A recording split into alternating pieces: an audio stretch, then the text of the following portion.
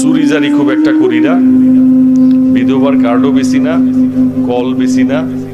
আল্লাহ তাআলা এই সুনামের জন্য হালুয়াঘাট বা দুবারাতে যে সুনামটা অর্জন করেছে, এটাও আল্লাহ তাআলার রহমত। চুরি করলে হয়তো কটা পয়সার মালিক হইতাম, কিন্তু আমি খেয়াল করে দেখেছি যে সামান্য দিয়েই চলে, এত বেশি প্রয়োজন নাই। এটা আমার ব্যক্তিগত মনে হয়, আমার মত। পোশাক আশাকের ব্যাপারে অনেকে প্রশ্ন করেন যে ধর্মসভায় যায়, টুপিও পরে না, পাঞ্জাবিও পরে না। আমি একটা বিষয় আপনাদের নলেজে আনছি, সেটি হচ্ছে